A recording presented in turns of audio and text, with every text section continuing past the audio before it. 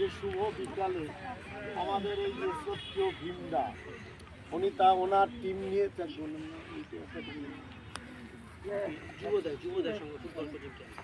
যুবোদয় Chakdah যুবোদয় football coaching যুব সংঘ যুবোদয় সংঘ তাই তো, এবং কোচিং ক্যাম্পের সমস্ত খেলোয়াড় এবং আমাদের যারা অভিভাবক এসছে, তার চেয়েও আমাদের সবচেয়ে বড় পাওনা হলো আমাদের এই ভীমদা।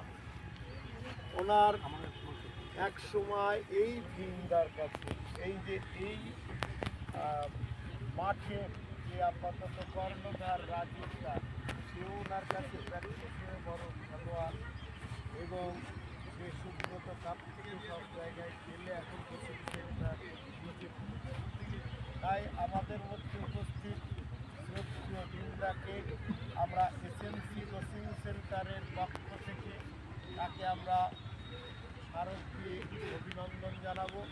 আমি ভীমদাকে অনুরোধ করবো আপনি একটু সামনে দাঁড়াবেন আর স্মারক প্রদান করে অভিনন্দন জানাচ্ছে এই এসএমসি কোচিং সেন্টারের পক্ষে রাজীব দাস।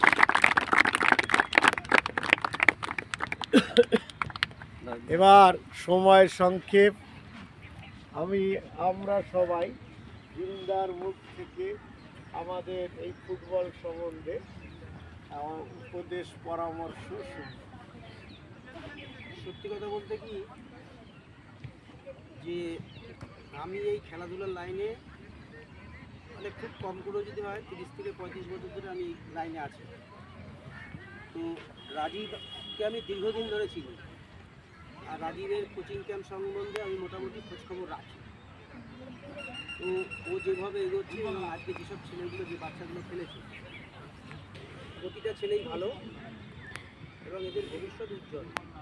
এদেরকে যদি ঠিকঠাক একটু গাইড করা যায়, আশা করা যায় এখান থেকে অনেক ভালো ভালো ছেলে আমাদের পশ্চিমবঙ্গের ফুটবলকে শুধু উজ্জ্বল করবে না, ভারতীয় ফুটবলকে উজ্জ্বল করবে। আমি এসএমসি ফুটবল কোচিং ক্যাম্পের স্মৃতি কামনা করে আমি আমার বক্তব্য শেষ করছি। আমাদের শ্রদ্ধেয় ভীমদাকে অভিনন্দন।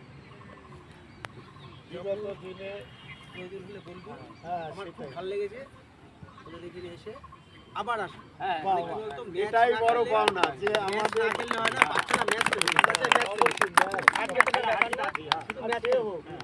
হাঁটিতে আমি ফ্যাক্টরি মনে করি না, ম্যাচ খেলা। রাজীব তুই চালিয়ে যা, বেস্ট অফ লাক তোর জন্য, আমার শুভকামনা সবার জন্য। কারণ তুই এটা ছাড়িস না, কিন্তু এটা ছাড়িস না, ছাড়বি না। আমি মাঝে মাঝে আসবো, তোর কি করে প্র্যাকটিস হয় ব্যাস ঠিক আছে। আমি তোর জন্য আমার সবসময় ইয়ে রইলো।